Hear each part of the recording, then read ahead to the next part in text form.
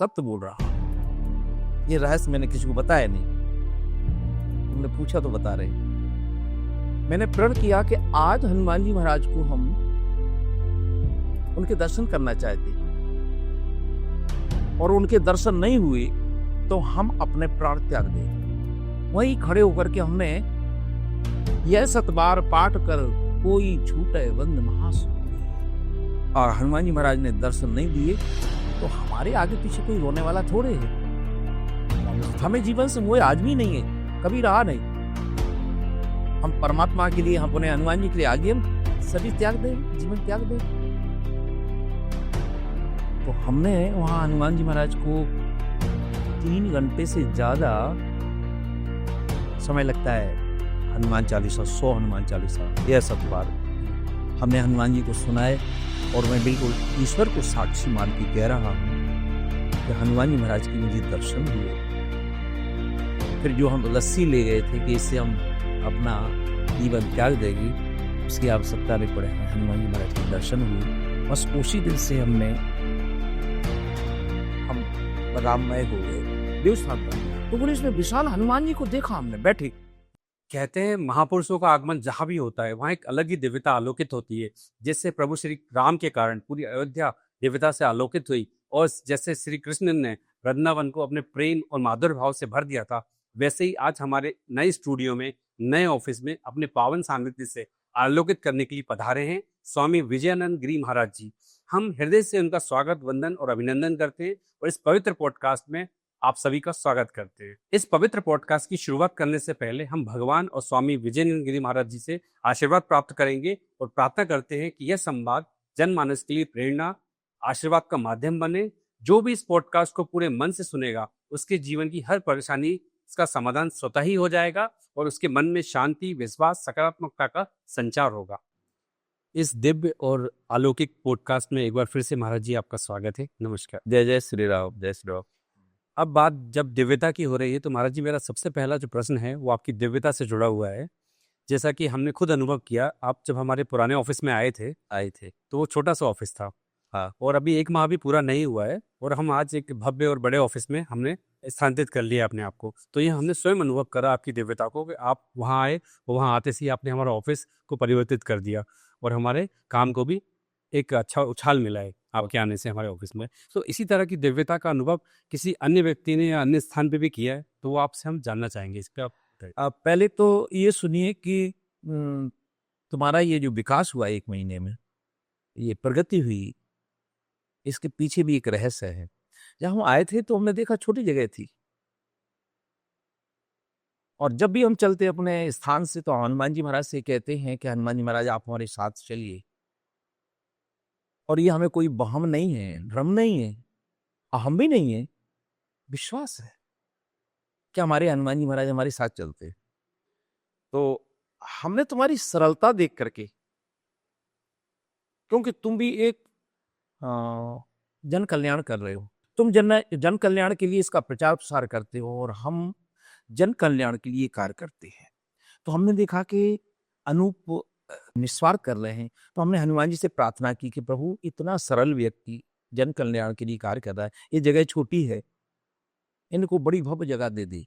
प्रार्थना की हमने हनुमान जी से, और इनके व्यवसाय में भी जो भी ये कर रहे हैं उसमें प्रगति हो, उसका ये परिणाम है।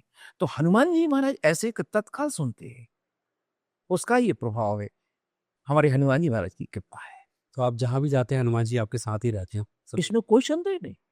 मतलब आप हमारे पुराने ऑफिस में आए थे तो हनुमान जी वहाँ भी थे, अवश्य, और आज आप यही आपकी दिव्यता का बिल्कुल, इसमें कोई संदेह नहीं। एक बार हमको तो कितना अनुभव हो गया, उमा कहूँ में अनुभव अपना, हमें कोई इसमें अविश्वास की बात नहीं है, कोई भ्रम नहीं है, पूर्ण विश्वास है कि जहां भी हम चलते हैं हमारे हनुमान जी महाराज हमारे साथ चलते हैं। और हमें तो ये अनुभव है कि जब से हमने वो संभाला तब से हमारे हनुमान जी हमारे साथ।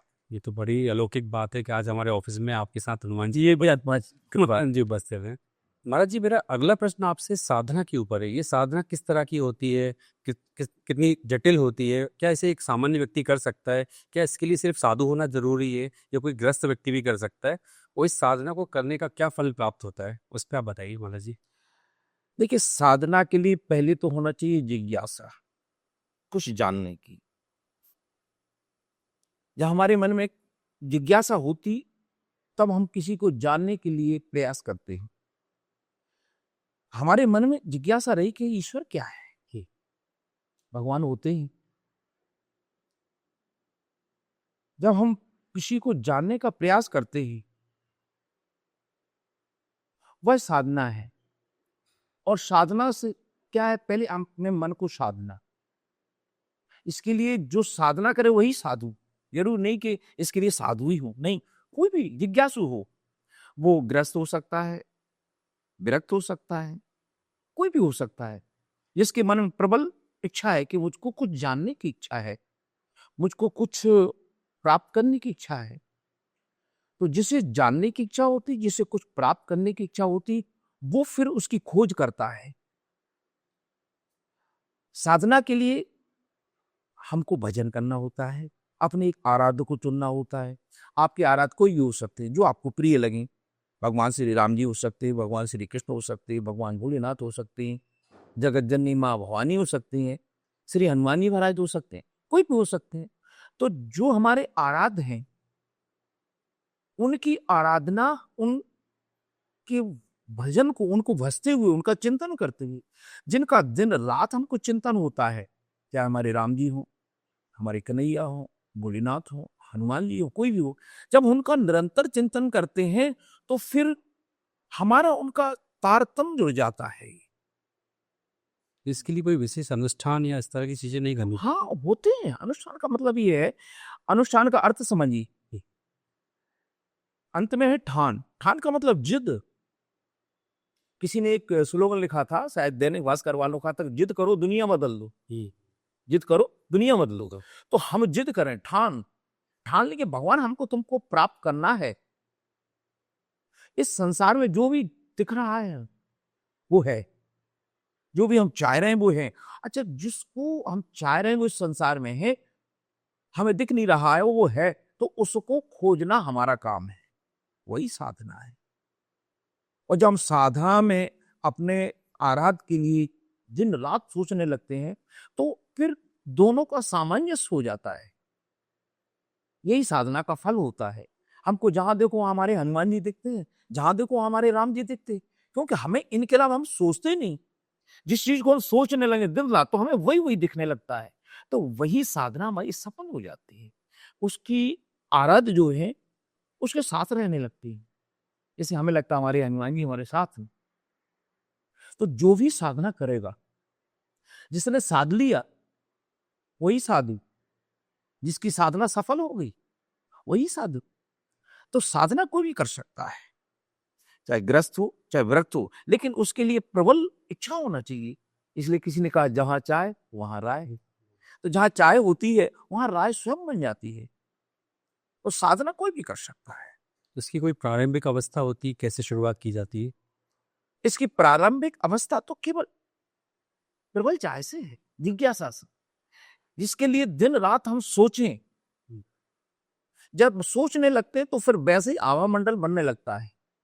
जैसे अभी हम देखते हैं प्रेमानंद महाराज जी नाम जप को लेके वो हाँ, प्रबल बताते हैं कि अगर नाम जप ही सब कुछ है। वो देखिए जिनकी दोनों किडनियां खराब हैं वहां साइंस फेल है, तुम्हारा विज्ञान फेल है। जहां विज्ञान समाप्त हो जाता है वहां से हमारा अध्यात्म प्रारंभ होता है। नाम जप की महिमा तो ये भी अपने आप में एक साधना है। बहुत बड़ी सरल साधना।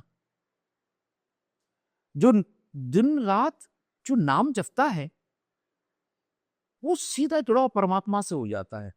तुम राम राम जपने लगो, तुम्हारा राम जी से संबंध जुड़ जाएगा। कृष्ण कृष्ण जपने रहो, भगवान श्री कृष्ण से तुम्हारा संबंध हो जाएगा। दर सामंजस्य। तुम राधा राधा जपने लगोगे, तुम्हें राधा रानी की कृपा होने लगेगी। तो जीवन में भजन आवश्यक है। नाम जप सबसे सरल साधन है। पहले प्रारंभ करते हैं राम माला से। नाला से राम राम राम राम, सीताराम सीताराम, राधे श्याम राधे राधे जपते हैं। तो ये प्रारंभिक अवस्था है। फिर माला से जब हमारा तारतम्य जुड़ गया तो फिर निरंतर हम मन ही मन राम राम राम राम बात कर रहा हूं। फिर माला की भी जरूरत नहीं पड़ेगी। निरंतर उनका चिंतन हो, अजपा जाप जिसको कहते हैं। तो जिसका अजपा जाप हो जाता है फिर उसकी वाणी शुद्ध हो जाती है, उसको अनुभूति होने लगती है और यहाँ तक कि कभी कभी तो भगवान के दर्शन होने लगते हैं। नाम जप की शक्ति थी। नाम जप की महिमा तो इतनी कि राम न सके नाम गुण गाई। जो राम जी का नाम लेता है उसका क्या फल मिलता है, उसकी क्या महिमा है, स्वयं राम जी नहीं अपने नाम की महिमा कह सकते हैं, तो फिर हम जैसा तुच्छ प्राणी क्या भगवान के नाम की महिमा करें कहे। लेकिन इसकी महिमा तो अनुभव की जा सकती है, इसलिए आवश्यक नहीं कि हम साधु बने, हम गृहस्थ में रह के भी नाम जप कर सकते हैं। और जिसने नाम जप कर लिया, जप ही बहुत बड़ा तप है। इसके लिए कोई विशेष अनुशासन की जरूरत होती है क्या? आराध्य होती है। पहले तो हमारा भोजन शुद्ध हो, हमारा भाव शुद्ध हो और चिंता मुक्त हो। हम चिंता ना करें, चिंता मुक्त होकर के चिंतन करें। और हम चिंता युक्त हैं, हाय राम क्या होगा हमारा, हमारे परिवार का क्या होगा, हमारी पत्नी का क्या होगा, हमारे माता पिता का क्या होगा, हमारे पुत्र का क्या होगा, नहीं तो फिर नहीं। मन एक ही है, एक मन में एक ही सोच हो सकती है। तो इन सबको छोड़कर चिंता मुक्त होकर के सब क्यों- कुछ क्योंकि संसार का कार्य तो परमात्मा कर रहे हैं। सब कुछ इन पे छोड़ देना चाहिए। हाँ, सब कुछ तेरा तुझको अर्पण क्या लागे मेरा, भगवान को सब सौंप करके और चिंता मुक्त होकर के फिर उसका चिंतन करिए, उसका नाम जप करिए, तो फिर तुम अपने आप में सिद्ध हो जाओ। और जिस दिन सिद्ध हो जाओगे उस दिन संसार जान जाएगा तो प्रसिद्ध हो जाओगे। नाम जप की महिमा नाम बहुत। बड़ी महिमा है। इसलिए सुबह शाम सीताराम सीताराम राधे श्याम ओ नमः शिवाय ओ नमः शिवाय जाप जो करेगा उसका कर। तो आज आपके अनुसार आज के समय की जो सबसे बड़ी साधना है वो नाम जप है। नाम जप है, वस्त्रों की आवश्यकता नहीं। हम तो कहते हैं हिमालय में जाने की आवश्यकता नहीं। हमारा मन नहीं लग रहा हमारे घर में और हम हरिद्वार जा रहे हैं, तो घर में है तो हरिद्वार जाने की इच्छा हो रही हो, हरिद्वार गए तो फिर घर द्वार दिखता है, तो घर द्वार कोई अपना हरिद्वार बना लो ना नाम जप से। नाम जप से। घर में रहोगे तो घर की तुम्हें याद नहीं आएगी, घर में रहोगे तो तुम्हें हरि की याद आएगी, हरिद्वार की आएगी, तो हरि का नाम जपो ना। तो जहां भगवान की तुमको याद रहे, सामने घर रहेगा, परिवार रहेगा, तो उसकी चिंता नहीं रहेगी, देख रहे हो ना। और हरिद्वार में जाओगे तो ना हरि का जाप कर पाओगे, ना हरि का ध्यान कर पाओगे, तुम्हारे हृदय में तुम्हारा परिवार, तुम्हारा घर रहेगा।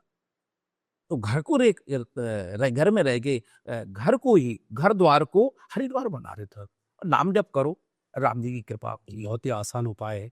सबसे सरल उपाय, लेकिन विडंबना यह है कि इतना सरल उपाय भी आज लोगों में नहीं हो पा रहा है, क्योंकि सत्संग नहीं किया है। इसके लिए सत्संग करना बहुत आवश्यक है। बिन सत्संग विवेक न होई। सत्संग में जाने का क्या है, सत्य क्या है, ईश्वर को जानना। संसार में केवल ईश्वर सत्य, बाकी सब असत्य है। ईश्वर था, है और रहेगा। हम ना थे, आज हैं, कल नहीं रहेंगे। ईश्वर रहेगा हमेशा। ये सत्य ईश्वर रहेगा। तो उस सत्य को जानने के लिए हमें सत्संग करना पड़ेगा।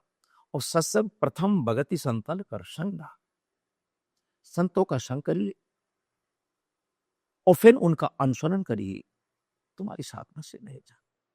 महाराज जी, हमारे पिछले पॉडकास्ट में और अभी भी आपने इस बात पे जिक्र किया कि भगवान हमेशा हमारे साथ में रहता है। तो ऐसा कोई उपाय है जिससे हम भगवान को पहचान सकें? ऐसा कोई परिस्थिति या कोई स्थिति है जिससे हम जान पाए कि भगवान हमारे साथ में है? अनूप भाई, एक बात का ध्यान दीजिए कि भगवान केवल हमारे साथ में ही नहीं, सबके साथ हमें अनुभूति होती है, क्योंकि हम पूरी तरह से ईश्वर पे आधारित हैं, ईश्वर पे आश्रित हैं। हमारा जीवन प्रभु के आश्रय से चल रहा है, सब कुछ हम परमात्मा पे छोड़ दिया है। हाँ, जैसा कि आपने पिछले पॉडकास्ट में भी बताया था कि दिन में एक बार तो भगवान आपके समक्ष आते हैं, बस आप उन्हें पहचान नहीं पाते। जी बिल्कुल। तो इसका कोई उपाय है जिससे हम इन्हें पहचान पाए? हाँ, अब हमें भगवान का ज्ञान कैसे हो कि भगवान हमारे साथ हैं। जी। सुख में भगवान का स्मरण नहीं होता है। किसी सुखी व्यक्ति से देखो, जिसको 2 लाख रुपए उसकी महीने की आय हो और उस पास बंगला हो, गाड़ी हो, अब वो भगवान को नहीं स्मरण करता। वो कहता है मेरे कर्म का फल है ये। भगवान का स्मरण कब होता है? दुख में सुमरन सब करे, सुख में करे रहने को। तो हम भगवान को कब पुकारते? जब हम पे संकट आ जाता है, जब दिखता है कि चारों ओर हमारा कोई सहयोगी नहीं है, और इस संकट से अब केवल हमको परमात्मा उबार सकता है, वही हमको निकाल सकती है। तो जब हम पे संकट हो तो हम परमात्मा को पुकारते हैं, और उस संकट की घड़ी में जब हम परमात्मा को पुकारते हैं, ईश्वर को पुकारते हैं, राम जी को पुकारते हैं, हनुमान जी को पुकारते हैं, तो वो तत्काल हमारी सहायता करते हैं। कब करते? जब हम एकाग्रता से पुकारे, वो है हमेशा हमारे साथ में ही। है हमारे साथ में, तो वो किसी ना किसी रूप में आकर के हमारी सहायता करता है, साकार आके। तो हम उसको कैसे पहचान पाएंगे महाराज? जो हमारी सहायता कर रहा है संकट में, वही भगवान है हमारे लिए। हम उसको पहचान नहीं सकते, और उसकी इच्छा के बिना कोई समझ भी नहीं सकता है। भगवान आते हैं, तो भगवान हमेशा हमारे गलत समय में, या कह सकते हैं कि हमारा जब हमारा समय खराब चल रहा है तभी हम हमको मदद करने आते हैं, वो हमेशा हमारे साथ ही रहते हैं। भगवान तो सदैव साथ में रहते हैं, लेकिन हम अनुभव कहाँ करते हैं? हमको स्मरण भी नहीं होता, क्योंकि हम सुखी है भगवान की कृपा से, राम जी की कृपा से, हनुमान जी की कृपा से हम सुखी है, तो हमको उनका स्मरण नहीं होगा। कब होता है? हनुमान जी महाराज कहते हैं सुंदरकांड में, भगवान श्री राम जी से जब माता जानकी की खोज करके आए, भगवान श्री राम जी ने पूछा कि हनुमान जी, जानकी जी ने कुछ संदेश कहा है? तो हनुमान जी ने कहा, हाँ प्रभु, कहा है। क्या कहा? दीन दयाल व्रत संभारी हरो ना तुम संकट भर। भगवान तो भगवान है, उन्होंने दीन दयाल वृद्ध संभारी हरो नाथ, हम संकट तक विचार नहीं किया, और जैसे ही कहा भारी, तो भगवान श्री राम जी ने प्रश्न किया हनुमान जी से कि हनुमान जी ये बताओ कि जानकी के ऊपर भारी संकट क्यों आया? संकट तो सब पे आता है, छोटा मोटा चलता है, ऐसा कोई दिन नहीं जब थोड़ी मोटी समस्या ना हो, लेकिन भारी संकट क्यों आया? तब श्री हनुमान जी महाराज कहते कि प्रभु, ये माता की समस्या नहीं है, माता का संकट नहीं है। फिर कहे हनुमंत विपत फिरु सोई, जब तब सुमिरन भजन न होई। जब हम भगवान का भजन नहीं करते, भोजन तो अच्छा अच्छा करते, प्रभु की कृपा से दिया हुआ, उसकी कृपा के बिना पत्ता नहीं हिलता है। तो हमें उसने बंगला दिया है, कार दी है, धन भी दिया है, तो हम भगवान का सुमरन नहीं करते हैं। तो जब सुमरन नहीं करते हैं, तो फिर भजन नहीं करते हैं, तो फिर संकट हम पे आक्रमण करती, विपत्ति आक्रमण करती है। तो फिर हम मन से कहते हैं, हे प्रभु, अब तुम ही हो, अब बचा लो प्रभु। ऐसे संकट में जब तुम्हें जो भी व्यक्ति किसी ना किसी रूप में भगवान आते हैं, जो तुमको बचाने आ जाए वही भगवान है। तो उनकी पहचान हम बुरे समय में। लेकिन सब आदमी को ये हम संकट से उबार गया, अरे अनु भैया तुमने हमको बचा लिया, तुमने सहयोग कर दिया, उनको अनूप दिखते हैं, भगवान थोड़े दिखते हैं।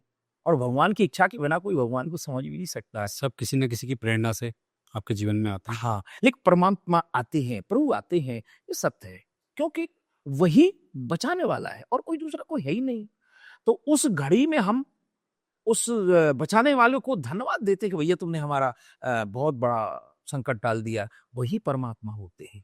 भगवान को धन्यवाद देना भूल जाते हैं। भूल जाते हैं, वो उनको ध्यान ही नहीं आता उसको ये कि इसने बचाया हमें, क्योंकि मनुष्य के रूप में आते हैं, और परिचित में आते, अपरिचित में भी आते, तो लोग उनको मनुष्य मानते हैं, होते भगवान है। बस यही सबसे बड़ी पहचान। बहुत ही मतलब आसान पहचान है, मगर हाँ। लोग पहचान नहीं पाते। पहचान। जो मेरा अगला प्रश्न है महाराज जी, वो आपसे ये है कि जैसा कि आपने पिछले पॉडकास्ट में हमें बताया था हाँ। कि आप जड़ी बूटियों के ऊपर भी काम कर रहे हैं, आप जड़ी बूटियों के माध्यम से असाध्य बीमारियों को भी ठीक करने में हाँ। सक्षम है। तो इसके लिए आप कौन सी साधना कर रहे हैं, या कौन सी आप पढ़ाई कर रहे हैं इसके लिए, जो आप इस पे काम कर पा रहे हैं? तुमने बहुत अच्छा प्रश्न किया, और तुम्हारा यह प्रश्न हमको हमारे बचपन में ले गया। हमारे ताऊ थे, उन जैसा तांत्रिक, तंत्र का ज्ञाता, मंत्र का ज्ञाता, और जड़ी बूटियों को वैद्य तो ऐसे थे कि क्या कहें। जिस व्यक्ति की उन्होंने नाड़ी देख ली और उन्होंने कहा कि बस ये 2 घंटे के मेहमान ही, बस 2 घंटे तक जीवित रहेंगे, इसलिए सब लोग इकट्ठे हो जाओ, इनको गंगा जल पिला दो, गाय का दूध पिला दो, और तुलसी दल इनके गले में डाल दो, मुंह में डाल दो। वो 2 घंटे में समाप्त हो जाता, इतना उनको ज्ञान था। नाड़ी देख के उसका समय बताओ। हमने ऐसा आज तक देखा नहीं जैसे वो थे, बड़ी आश्चर्यचकित बात। और इतने तंत्र के ज्ञाता की कैसा भी भूत प्रेत हो, चुटकी बजाते भूत भागता था। मंत्र नहीं पढ़ते थे, उनके साथ रहे हम, तो हमको जड़ी बूटियों को बहुत अच्छा ज्ञान था उनको। तो वो ज्ञान आपने उनसे अर्जित किया। तो वो तो हमको विरासत में मिल गया। जड़ी बूटी वो देखो, ये इस रोग पे आती, ये इस रोग पे आती, इस रोग में आती है, और भूत प्रेत कैसे भगता है। तो उन्होंने ये बताया कि हमारे ताऊ ने कि भूत भगाने का, प्रेत की पीड़ा, प्रेत को जो पीड़ा दे रहा है, इससे प्रेत से मुक्ति, भूत प्रेत से मुक्ति श्री हनुमान जी की साधना से होती है। हाँ, बोला भी जाता है। हनुमान जी के सामने कोई प्रेत कितना ही बलिष्ठ हो, हनुमान जी कुछ विधियां हैं वो उन्होंने हमको बताई। हनुमान चालीसा में भी जिक्र मिलता है, भूत पिशाच निकट नहीं आवे। महावीर नाम सुना तो उसको हम समझे ना। तो सबसे बड़ा तंत्र, सबसे बड़ा मंत्र, सबसे बड़ा यंत्र है हमारे हनुमान जी महाराज। उन्होंने कुछ हमको ऐसी जड़ी बूटियां बताई कि ये इस रोग पे चलती हैं, तो उन्हीं के द्वारा हम लोगों को उपचार करते हुए ये इस औषधि से तुम्हारा ये रोग ठीक हो जाएगा। उसमें विशेष करके कैंसर, लास्ट पॉडकास्ट में आपने जिक्र किया था। हाँ, कैंसर ऐसे कि इसमें एलोपैथी में इसका कोई उपचार नहीं है। अंग्रेजी दवाओं में उपचार करते हैं, लेकिन उपचार होता नहीं है। लाखों में कोई ठीक हो गया तो हो गया भाग से। पर हमारे श्री हनुमान जी महाराज की कृपा से हमारे ताऊ ने जो हमको इसका औषधि का ज्ञान दिया है, उसको करने से निस्संदेह कैंसर जैसी असाध्य बीमारी दूर हो सकती है, हो जाती है, लेकिन उसको ईश्वर में आस्था भी होना चाहिए। इसके लिए कोई कोर्स होता है कि कितने समय तक वो दवाई लेना है, ऐसा? हाँ, उसका एक कोर्स है, निश्चित कोर्स है। वो दवा खाए 3 महीने तक, और कुछ हम उसको और विधि बताएं, उस विधि को करे, दवा भी करे और भगवान का भजन भी करे, क्योंकि मरता क्या नहीं करता। तो ये जैसे एलोपैथिक दवाई तो काफ़ी महंगी होती है, तो इस तरह की दवाइयाँ भी क्या काफ़ी महंगी होती है? नहीं, सस्ती दवा है। जड़ी बूटी तो सस्ती होती है, सरल से सरल सस्ती दवा है। हम तो उसको लिख देंगे, ये पर्चा है, ये तो अपनी दुकान से खरीदो जहाँ जड़ी बूटियां मिलती हैं, उसको इस तरह से उसका विधि से उसका सेवन करो, और ये तुम उसका परहेज करो, और ये तुम भगवान का भजन भी करो। क्योंकि जो रोगी होता है वो करता तो है नहीं, तो सीताराम सीताराम का जाप करे तो निस्संदेह वो रोग मुक्त हो जाए। जटिल से जटिल रोग भी जड़ी बूटियों से और भगवान की कृपा से, भगवान के भजन से ठीक हो जाते हैं। भगवान के भजन का इसमें क्या रोल है महाराज जी? मैं आपसे ये थोड़ा विस्तार में जानना चाहूँगा। दवाएं तो शरीर पे काम कर रही हैं, हाँ, लेकिन अगर साथ में भजन भी कर रहा है तो मैंने सुना है कि उसका असर डबल हो जाता है। ये कैसे संभव हो पाता है? ये तो अनुभव होता है। भगवान का भजन हर संकट से टालता है। दवा तो केवल उसका क्या कहना चाहिए, एक बहाना है। दवा एक साधन है, एक मन को समझाने के लिए। कृपा तो राम जी की होती, कृपा तो भजन करता है। भजन से उसको मानसिक संतुष्टि मिल जाती है, मिलती है, तो दवाई डबल असर करती है। हाँ, वो औषधि का एक गुण है। जैसे हम नीम को खाएंगे, हम नीम की पत्ती को खाएंगे। पहले हम जब छोटे थे तो हमारी माता जी उसमें वो नीम की पत्ती तोड़ करके उसको पीस के उसकी गोली खिलाती थी, उससे बुखार नहीं आता था, मलेरिया नहीं होता था। तो ये नीम का गुण है। तो नीम औषधि का गुण है कि उस रोग को हटाना, और उस पे भगवान का भजन करें तो सोने पे सुहागा, उसमें कोई संदेह नहीं। तो औषधि भी आप खाइए, उसका सेवन करिए विधि से, और भगवान का साथ में भजन करिए, तो निस्संदेह आप रोग मुक्त हो जाएं। सरल उपाय है। मतलब किसी भी जड़ी बूटी का अगर असर आपको डबल करना है तो साथ में हाँ, तात्कालिक आपको लाभ चाहिए तो आपको भगवान का भजन करना पड़ेगा, तो इससे डबल असर हो। निश्चय, तो बहुत ही अच्छा उपाय है। ठीक है महाराज जी, अब बढ़ते हैं हम अगले प्रश्न की तरफ। जैसा कि महाराज जी हमको पता है कि आप राम कथा करते हैं, और एक सुनी सुनाई कहावत है, जो बल्कि ये गूढ़ सत्य भी है एक, कि जहाँ भी राम कथा होती है वहाँ स्वयं हनुमान जी अदृश्य रूप में उस कथा को सुनते हैं। तो ऐसा कोई अनुभव आप हमसे साझा कीजिए आज, कि कभी आपकी कथा में आपको ऐसा लगा हो कि साक्षात हनुमान जी आपकी कथा का पान करने आए हो। अभी अनु भैया तुमने कहा कि भगवान हनुमान जी राम कथा में आदर्श रूप में आते, नहीं, साकार रूप में आते। अच्छा, एक ने कई उदाहरण बताएं। हम 2013 में एक स्थान पर कथा कह रहे थे, राम कथा कह रहे थे। दिन में भागवत जी कथा होती थी और रात्रि में राम कथा कहते थे हम। तो उस गांव में एक बालक था, वो इंजीनियरिंग की ट्रेनिंग दे रहा था, और तुम्हारे भोपाल से दे रहा था शायद। अच्छा। हाँ, और बहुत सीधा साधा लड़का था वो, उसके बारे में बहुत अच्छा था कि बहुत अच्छे आचरण वाला लड़का है, सदाचार वाला है। तो वो कथा सुनने आता था। तो एक दिन हमारी कथा हुई तो वो हमारे पास आया, बोला महाराज जी मैं एक आपसे बात कहूँ। बोलो क्या बात है? बोले महाराज आपकी जो आप जब कथा कह रहे थे तो इस एक चबूतरा था, देवस्थान था, तो बोले इसमें विशाल हनुमान जी को देखा हमने बैठे। अच्छा, उसको देखे हनुमान जी। बोले हमने हनुमान जी को साक्षात देखा। हमारे तो रोंगटे खड़े हुए और हमारा भरोसा और दृढ़ हो गया है। दृढ़ हो गया कि जहाँ राम कथा होती है वहाँ हनुमान जी महाराज बिना बुलाए आते। हालांकि जितने भी राम कथा वाचक होते हैं, राम कथा कहते हैं, वो हनुमान जी का आह्वान करते हैं कि महाराज जी आप आइए, आसन देते हैं। अच्छा। तो ये हमारा उस दिन का जो उस लड़के ने कहा कि महाराज जी मैंने साक्षात विशाल रूप में हनुमान जी को देखा,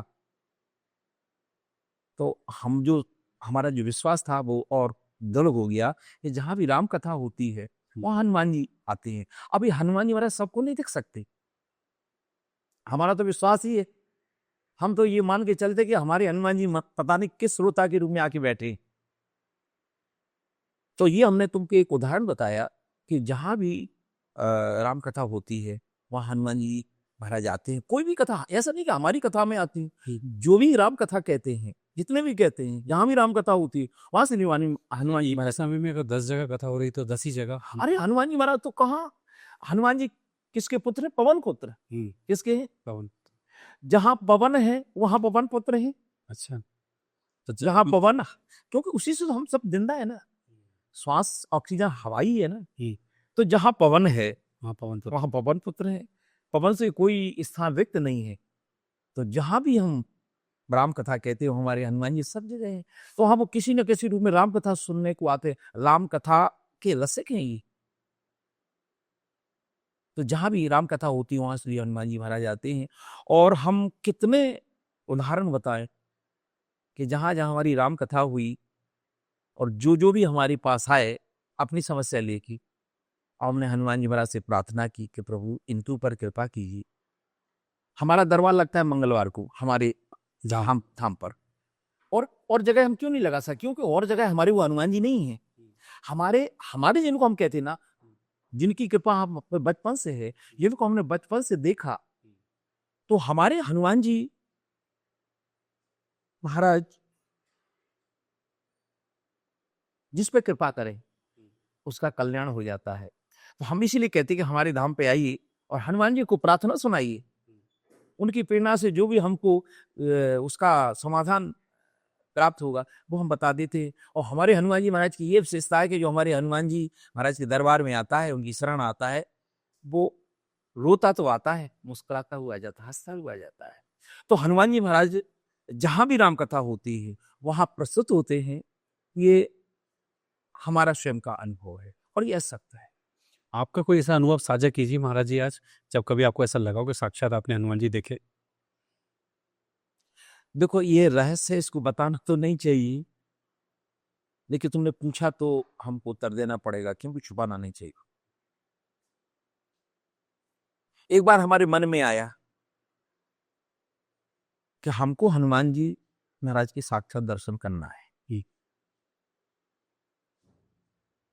और हमने ये प्रण कर लिया कि यदि हनुमान जी महाराज के दर्शन नहीं होंगे तो मैं अपने प्राण को त्याग दूंगा। पहली बार मैं सत्य बोल रहा हूं, ये रहस्य मैंने किसी को बताया नहीं, तुमने पूछा तो बता रहे।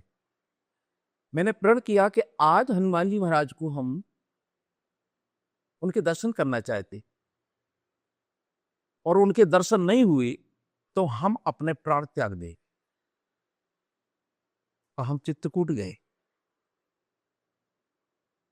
चित्रकूट गए, जंगल में चले गए। पीपल का वृक्ष था, वहीं खड़े होकर के हमने यह सतबार पाठ कर कोई छूटे वंद महास हुई। हमको किसी ने बताया नहीं, लेकिन हमारे मन में ये ऐसा आया, विचार आया कि हनुमान जी महाराज को हम 100 पाठ सुनाएंगे हनुमान चालीसा के, और हनुमान जी महाराज ने दर्शन नहीं दिए तो हमारे आगे पीछे कोई रोने वाला थोड़े है। आपने हमें जीवन से मोह आज भी नहीं है, कभी रहा नहीं। हम परमात्मा के लिए, हम अपने हनुमान जी के लिए आगे हम शरीर त्याग दें, जीवन त्याग दें। तो हमने वहां हनुमान जी महाराज को 3 घंटे से ज्यादा समय लगता है। हनुमान चालीसा, 100 हनुमान चालीसा, यह सतबार हमने हनुमान जी को सुनाए। और मैं बिल्कुल ईश्वर को साक्षी मान के कह रहा हूं कि हनुमान जी महाराज की मुझे दर्शन हुए। फिर जो हम लस्सी ले गए थे कि इससे हम अपना जीवन त्याग देगी, उसकी आवश्यकता नहीं पड़े, हमें हनुमान जी महाराज की दर्शन हुए। बस उसी दिन से हम राममय हो गए। राम राम जपना में सुनी के भजन तो पहले भी गाते थे। तो आज ये रहस्य तुमने पूछा, बताना नहीं चाहिए, हम बताते भी किसी को नहीं, लेकिन तुमने ये पूछा तो छुपाना भी नहीं चाहिए। हनुमान जी महाराज के दर्शन हुए और उनकी अनुभूति तो कई बार होती ही है। तो मैं तो पागल हूं अपने हनुमान जी के लिए, अपने राम जी के लिए, इसलिए मैं आधा तो पागल रहते ही हूं। और अभी आज एक चर्चा, ऐसी घटना घट गई है कि मैंने कहा भी कि उसकी पूर्ति जिस दिन होने वाली है, मैंने चाहा और हमारे हनुमान जी ने एक व्यक्ति को प्रेरित करके, हमने अभी तुमसे कहा कि उसकी पूर्ति, तो जिस दिन वो पूर्ति हो जाएगी उस दिन मैं पागल हो ही जाऊंगा अपने हनुमान जी की।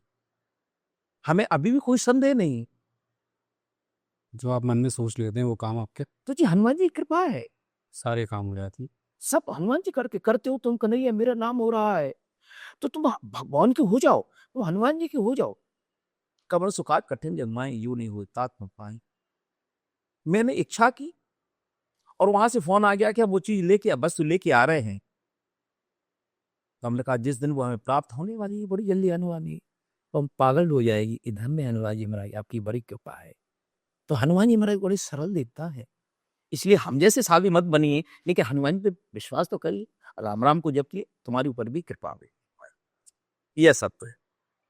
ये महाराज जी कितने समय पुरानी बात है जब ये दर्शन आपको हुए? ये 2005 की बात है।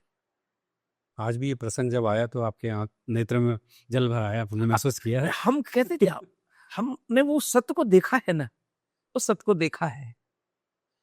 और जब कोई हमें अनुभूति होती है तो श्रद्धा से, प्रेम से हमारी आंखों में आंसू आ जाते हैं। वो अनुभूति आप आज भी कर पा रहे हैं? ये सत्यता है, ये सत्यता है।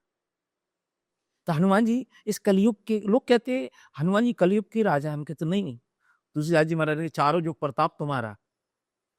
अच्छा ये बताइए, कहीं जब संकट हमको आता है, हम जंगल में हैं और वहां कोई संकट आ गया, तो हम हनुमान जी के मंदिर को ढूंढेंगे नहीं, हम हनुमान जी को आज पुकारेंगे, हे हनुमान जी महाराज मेरी रक्षा करो, और हनुमान जी महाराज हमारी रक्षा करते हैं। कई बार कोई ऐसा रास्ता होता है डर वाला, तो अपने आप हनुमान जी याद आ जाते याद आते हैं। जब भी कहीं भय लगता है प्रेत का, तो जय हनुमान ज्ञान गुण सागर जय कपीश अपने आप तिहुँ। से निकलने लगता हाँ, तो हनुमान जी महाराज को जहां पुकारते वहां वो प्रकट हो जाते, कृपा करते। ये सब भले वो ना आए, लेकिन उनके जो भाव मन में आता है उससे अपने आप ही डर निकल जाता है। नहीं, वो कुछ तो होता है, वो साक्षात सामने आ जाए तो हम भयभीत हो जाएंगे, उनके दर्शन नहीं कर सकते हम, क्योंकि हमारे अंदर इतनी दिव्यता नहीं है। प्रभु आते हैं इसमें जब महाराज जी आपने दर्शन करे तो आपको डर लगा?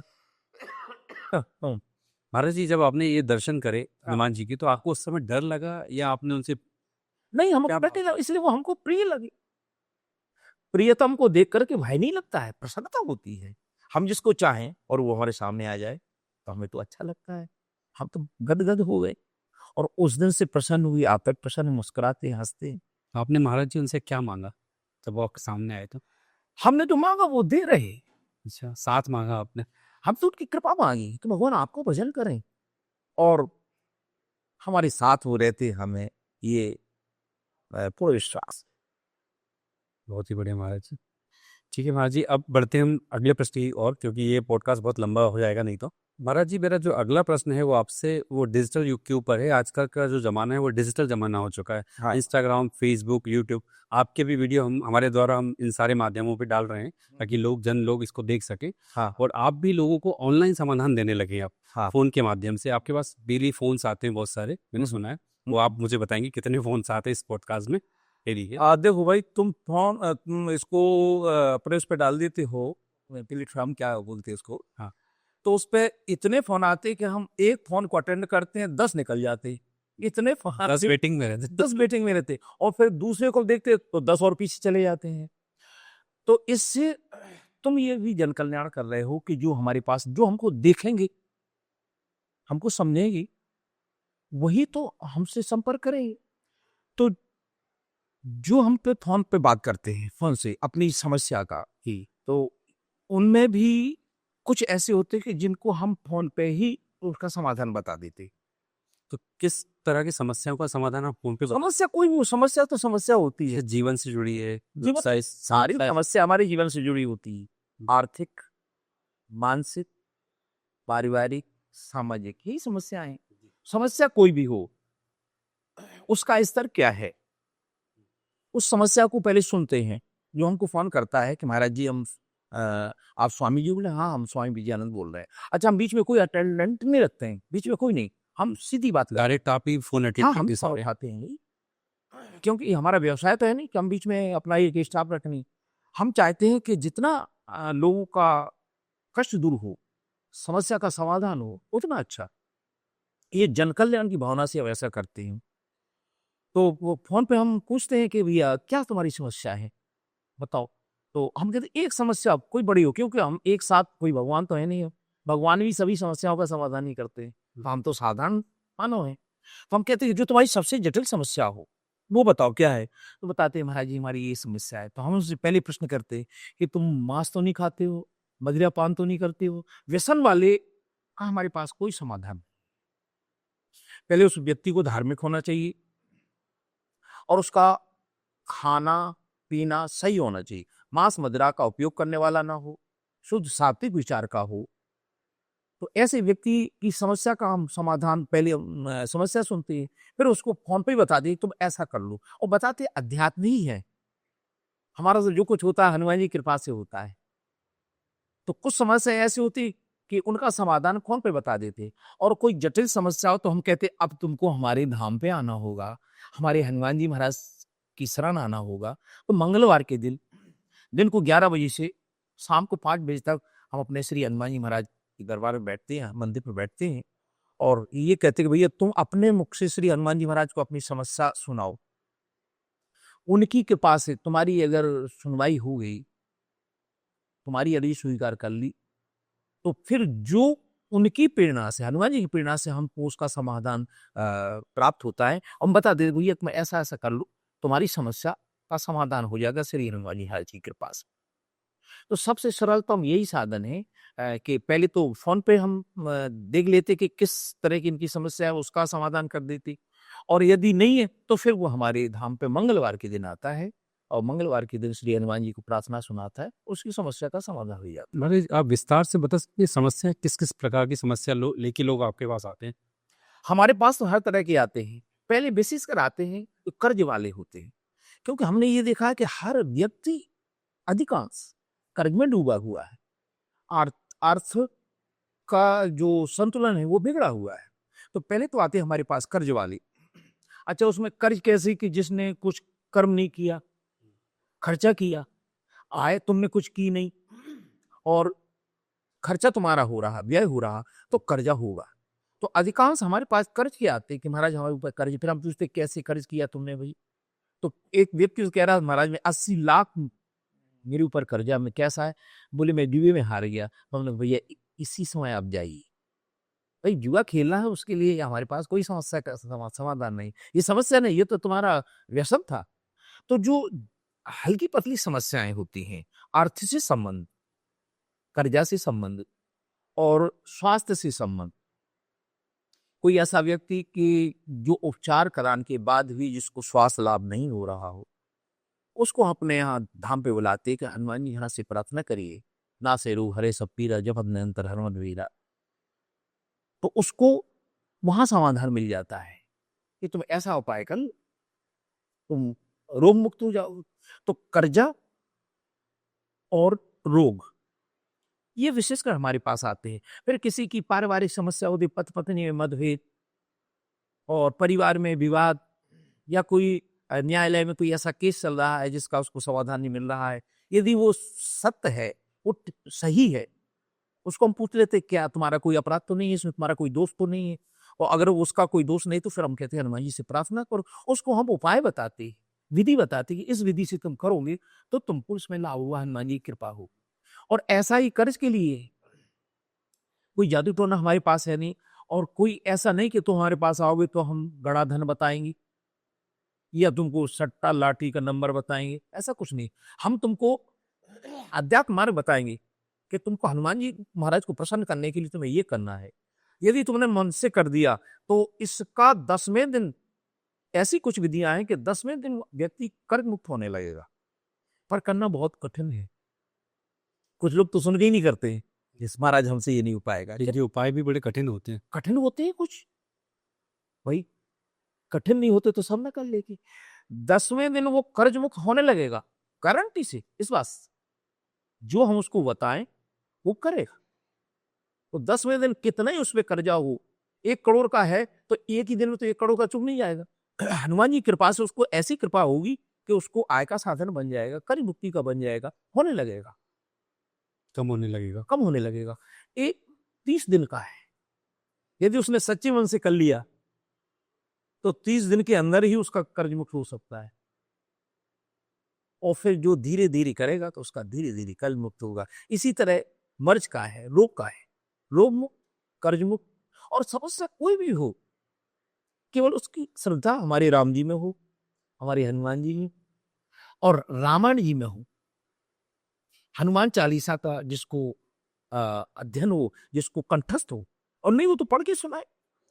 आज के जो जीवन है, जीवन शैली है, थोड़ी सी बिगड़ गई है लोगों की। हाँ, अगर मान लो कोई मदिरा का सेवन करता है या मांस का सेवन करता है और अब वो सुधरना चाहता है, तो उसकी आप सहयोग करेंगे उसका?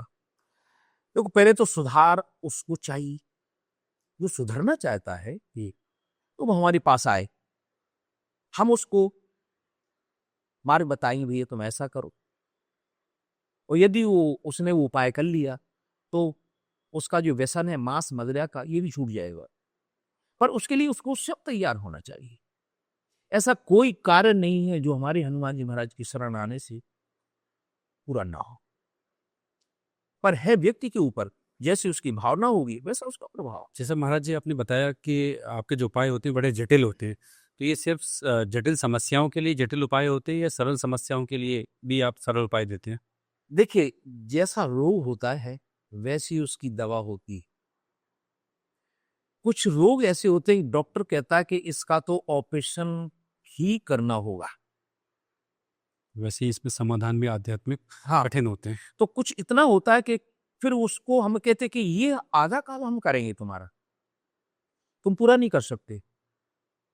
जितनी जटिल सब बड़ी जटिल समस्या के लिए हम कहते हैं ये आधा तुम्हारा हम करेंगे, क्योंकि हमको जन कल्याण करना है। हम ये चाहते हैं कि जो हमारे हनुमान जी महाराज की शरण आया है तो उसका कल्याण हो, उसका भला हो।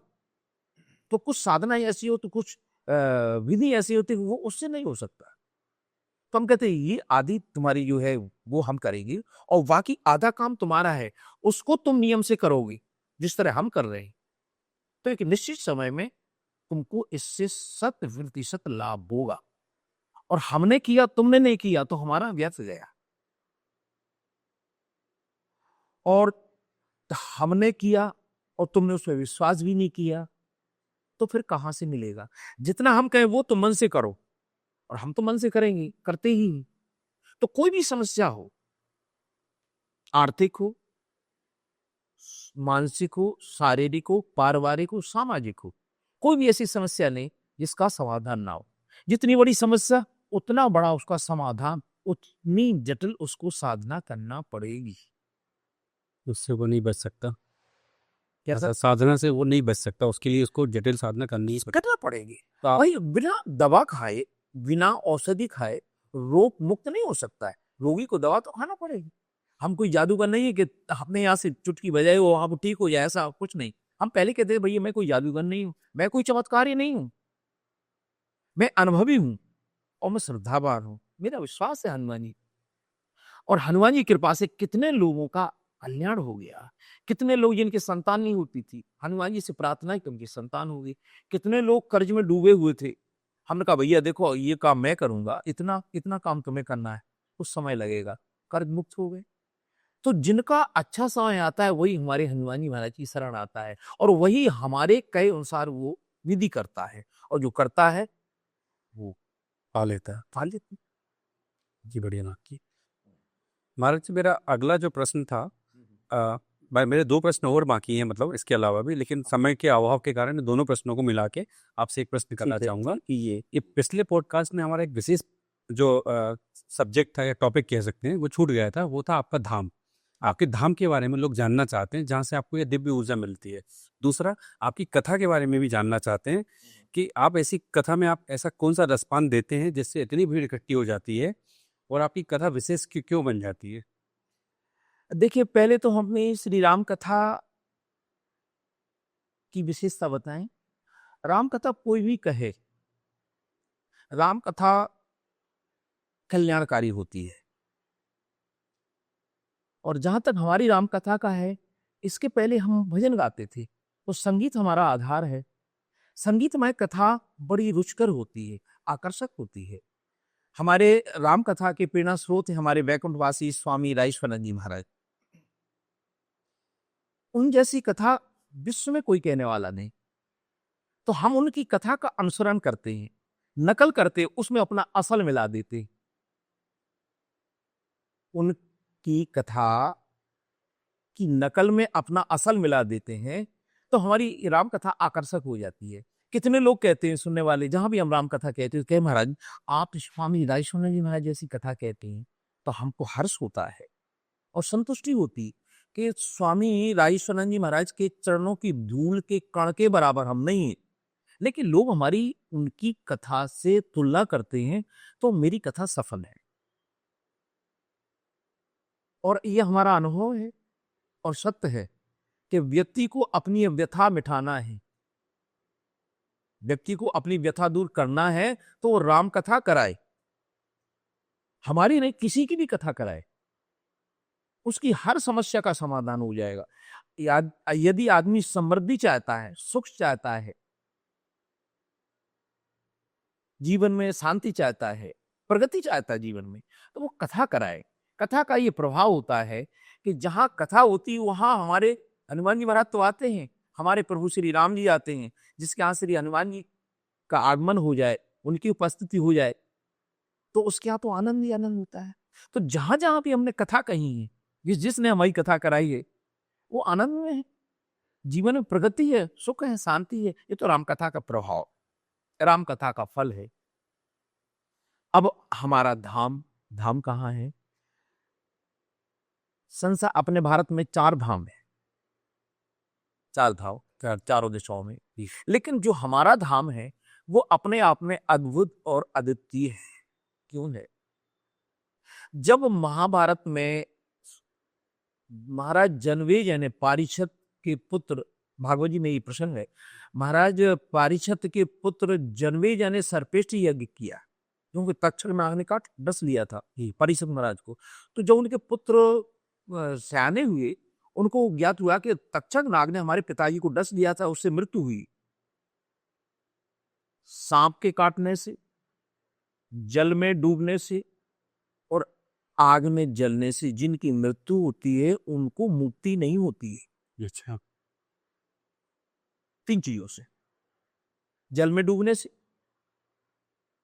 जलने से, आग में जलने से और सांप के काटने से। तो सांप ने हमारे पिताजी को काटा, जनमेजय ने सोचा तो हम अपने इस पृथ्वी पे सांप ही नहीं रहने दे, तो उन्होंने सर्पेष्ट यज्ञ किया, सर्पों को नष्ट करने के लिए महाराज जनमेजय ने।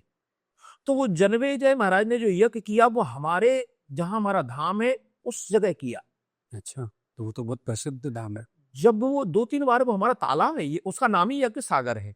अच्छा। हाँ, ये विषय का, शोध का विषय है और ये दर्शन का विषय है।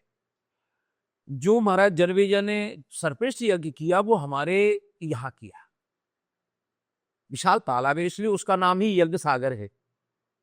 ये 5000 साल से भी ज्यादा पुराना ये प्रसंग है। तो 2-3 बार हमारे सामने वो तालाब सूख गया, सूखा जब पानी नहीं बरसा, तो वहां 5 वेदिकाएं लेके हवन और जिसमें होती वेदी, तो इससे प्रमाण बहुत लंबी चौड़ी ईंटें और कुछ मूर्तियां भी तो वो आज भी वहाँ देखने को मिलती है। देखने को मिलती हैं। जब तालाब पूरी तरह से सूख जाता है, 2-3 बार हमारे सामने सूख गया, तो ये प्रमाणित है कि वो हमारे वहाँ वो यज्ञ सागर वहाँ सर्पेष्टी यज्ञ हुआ। तो वो 5000 साल पहले वो वहाँ यज्ञ हुआ और जब उस तालाब का निर्माण हुआ, तो वहाँ 4 दिशाओं में हनुमान जी महाराज की प्रतिष्ठा हुई। चारों दिशाओं में, तालाब की चारों तरफ 4 मूर्तियों की स्थापना है हनुमान जी महाराज की, 5000 साल पुरानी। वो आज भी देखने को मिलती है। आज भी देखने को मिलती है। तो जो भी वहाँ अभी मुश्किल से 7-8 महीने पहले हमारे हनुमान जी महाराज का चोला उतरा है, उनका जो सिंदूर होता है उतरा है। तो हमारे एक मुनिया महाराज हैं, जीरो उनके बहुत विद्वान हैं। उनके दादाजी तो इतने विद्वान थे कि वो मृत्यु का समय, स्थान बताते थे। अच्छा। इतने विद्वान थे, हमने उनको देखा। तो उनके द्वारा अनुष्ठान कराया गया, तो ये चूल्हा उतारा गया। तो उन्होंने कहा कि हमने ऐसी मूर्ति कहीं देखी नहीं जैसे हमारे हनुमान जी, और इनकी प्रतिष्ठा नहीं कर सकता कोई। क्यों नहीं कर? अभी नवीन मंदिर बना, पहले छोटा मंदिर था। जब हम छोटे से थे, छोटा था मंदिर ही, फिर थोड़ा बड़ा हुआ। लेकिन फिर कुछ ऐसी हनुमान जी महाराज की प्रेरणा हुई कि हमारा मंदिर विशाल हो गया है। अच्छा। तो उन्होंने आके वो अनुष्ठान किया, तो उन्होंने कहा इनकी प्रतिष्ठा कोई कर नहीं सकता है। 5000 साल पहले कितने विद्वान ब्राह्मणों ने महाराज जी की, हनुमान जी महाराज की प्रतिष्ठा की होगी। तो हमारे हनुमान जी महाराज तो अद्वितीय हैं, अद्भुत हैं, इतने प्राचीन है कि उसका कोई समय का हो ही नहीं है। तो हमारे हनुमान जी महाराज की ये विशेषता है कि वहां जो भी आता है, एक बार हमको ध्यान है, एक व्यक्ति को सांप ने काट खाया, तो वो बेहोश, उसको ले जा रहे थे दिखाने के लिए अस्पताल। तो हमारे यहाँ के एक लड़के ने कहा, अभी भी वो है लड़का, उसने कहा कि अरे कहाँ ले जा रहे हो? तो हमारे यहाँ हनुमान जी को लिटा दो ना। और हनुमान जी को लिटा दिया, वो हनुमान जी के वहां मंदिर पे लिटा दिया, और थोड़ी देर में उठा वो घर चला गया। सत्य बात, घर में हनुमान जी महाराज। एक और प्रसंग बताएं हमारे हनुमान जी महाराज का। मैं छोटा था तब, लेकिन हमको होश था। हमारे गांव में एक घोड़े के बड़े शौकीन थे, हमारे रिश्ते में चाचा लगते थे। उन्होंने एक घोड़ा लिया और उस घोड़े को सूल उठा, सूल, घोड़े को सूल उठता है तो मर जाता है, बचता नहीं है। उसको सूल उठा, उस इतनी तकलीफ के पूरे उसमें वो फड़फड़ाए, उसका पूरा शरीर छिल गया, खून निकलने। और किसी ने कहा एक काम करो, जी तो मर रहा है, तुम जाके हनुमान जी महाराज के पास जाके प्रार्थना करो, उनको सत्यनारायण की कथा बोल के आओ। तो हमारे एक साथी थे, हमसे कुछ बड़े थे, तो वो गए ऊंची परिवार की। उन्होंने कहा कि हे हनुमान जी महाराज, हमारी घोड़े को ठीक कर दीजिएगा। हम सत्यनारायण की कथा बतिया, और वहां से आए घोड़ा अपने आप ठीक हो गया है, हमारी हम प्रत्यक्षदर्शी ऐसे। तो ऐसे कितने हम उदाहरण बताएं, ऐसे हमारे हनुमान जी महाराज जी। हनुमान जी महाराज की विशेषता है हमारे धाम की। इसलिए हम कहते हैं कि तुम्हारी पहले तो छोटी मोटी समस्या तो हमारे हनुमान जी के नाम से ही हम फोन पे कह दीजिए तुम्हारी ठीक हो जाएगी, ऐसा कर लो। और जटिल समस्या तो हम कहते हैं हमारे धाम पे आइए, हनुमान जी की शरण आइए, हनुमान जी से प्रार्थना कीजिए, जो वो हमको प्रेरणा देंगे वो हम तुमको उपाय बताएंगे, वो तुम करोगे तो निस्संदेह तुमको लाभ होगा। तो ये हमारे हनुमान जी महाराज की कृपा है, ये हनुमान जी महाराज की विशेषता और हमारे धाम की विशेषता है। अब ये हमारा स्थान कहाँ है, हमारा धाम कहाँ है? यहाँ से जाएंगे अब झांसी, कहीं से भी, झांसी रेलवे स्टेशन, झांसी से 15 किलोमीटर ओरछा, और ओरछा से 25 किलोमीटर हमारा पृथ्वीपुर तहसील है हमारी। अब पहले टीकमगढ़ जिला था, अब निवाड़ी हो गया, नया जिला बना है। तो झांसी से 40 किलोमीटर दूर हमारा पृथ्वीपुर है, और पृथ्वीपुर से 4 किलोमीटर हमारा ग्राम मड़वा लड़वारी, लड़वारी खास भी बोलते हैं और लड़वारी मड़वा भी बोलते हैं। 2 लड़वारी, एक निवाड़ी रोड पे, वो नहीं, हमारे ओरछा रोड पर जो लड़वारी है, जो हमारी जन्मभूमि भी है, हमारी जन्मभूमि है, हमारी कर्म भूमि है, और हमारा हनुमान जी महाराज का वो दिव्य स्थान भी है। तो वहाँ मंगलवार के दिन, मंगलवार हनुमान जी का दिन है, आज मंगलवार है, महावीर का वार है, प्रेम से जो बजरंग को भजेगा उसका बेड़ा पार है। तो मंगलवार के दिन हमारा दरबार लगता है। दरबार क्या, हम हनुमान जी से ये कहते हैं कि हनुमान जी महाराज को तुम प्रार्थना करो, और हनुमान जी महाराज के पास से लोगों का कल्याण होता है। ये हमारा धाम है और ये हमारा स्थान है। तो मंगलवार के दिन 11 बजे से 5 बजे तक भगत लोग आते हैं, अपनी प्रार्थना सुनाते हैं हनुमान जी, और उनको उपाय बताते हैं, अपने घर चले जाते हैं। जिस विधि से हम बताते हैं उस विधि से करते हैं, उनको लाभ होता है। लगभग कितनी संख्या में लोग मंगलवार को वहाँ पहुँच जाते होंगे महाराज जी? ज्यादा नहीं, हम तो 10 से ज्यादा नहीं बुलाते हैं। अच्छा, आप बुलाते हो, वो स्वयं नहीं आते? नहीं, हमको फोन करते हैं पहले से कि गुरु जी मैं कब आऊं, तो हम फलान दिन आओ, तो 10 से ज्यादा नहीं, क्योंकि हम एक एक व्यक्ति को आधा आधा घंटा तक बात करें, पूरी तरह से संतुष्ट हो जाए। हमको मिला झमेला नहीं जुड़ना है। पहले से आपको फोन करके ही लोग आते हैं, वो वहाँ के लोग कौन आते हैं कि महाराज जी हम आपके धाम आना चाहते हैं, या हमारी ये समस्या, हम कहते नहीं हमारे धाम आओ। हम कहते हैं हनुमान जी महाराज को प्रार्थना करो, महाराज क्या लगता है आपके, अगर अगर लाना है तो 1 किलो केले लाओ, हनुमान जी को चढ़ा दो, प्रसाद लाओ हनुमान जी को चढ़ा दो, और नहीं अगर तो वही सामर्थ्य है तो वैसे आओ, चले आओ, हनुमान जी को प्रणाम करो, उनसे प्रार्थना करो, और जो उनकी प्रेरणा से हमको प्रेरणा होती है, उपाय होता है, वो हम बता दिए, कर लो, जाओ। इसी से महाराज जी एक मेरा प्रश्न बन रहा है छोटा सा, हाँ हाँ, कि हनुमान जी का प्रिय भोग क्या है? हनुमान जी का प्रिय भोग, देखिए अब कोई कुछ भी कहता, कोई कुछ भी कहता, ये कहिए कि हनुमान जी को प्रिय क्या है, भोग नहीं, हनुमान जी को प्रिय क्या है। हनुमान जी को तो केवल राम नाम प्रिय है, वही उनका भोग है। हाँ वही उनका भोग है, वही उनका भजन है। हनुमान जी को प्रसन्न करना है तो राम राम जपिए आप, हनुमान जी महाराज प्रसन्न हो जाते हैं। और हनुमान जी महाराज प्रसन्न हो गए तो कवन सो काज कठिन जग जो नहीं हुए तात तुम पाएंगे। तो हनुमान जी महाराज की कृपा पाने के लिए हमारे जो भी हमारा ये पॉडकास्ट सुन रहे हैं, अगर तुम्हारी समस्या फोन पर ही सुलझने की है तो हमको फोन करिए, हमारा फोन नंबर हमारे भैया ने दिया है, उस नंबर पे बात करिए, अपनी समस्या सुनाइए। छोटी मोटी समस्या है तो हम तुमको समाधान फोन पर ही बता देंगे, और ज्यादा जटिल समस्या है तो हमारे हनुमान जी महाराज की शरण आइए, उनसे प्रार्थना कीजिए, जो भी सरल उपाय होगा, समाधान होगा, वो हम तुमको समाधान बता देंगे, उसको करिए। उसको करने से श्री हनुमान जी महाराज की कृपा से तुम्हारी हर जटिल से जटिल समस्या का समाधान होगा। यही हमारे धाम की विशेषता है। जय श्री राम। जय श्री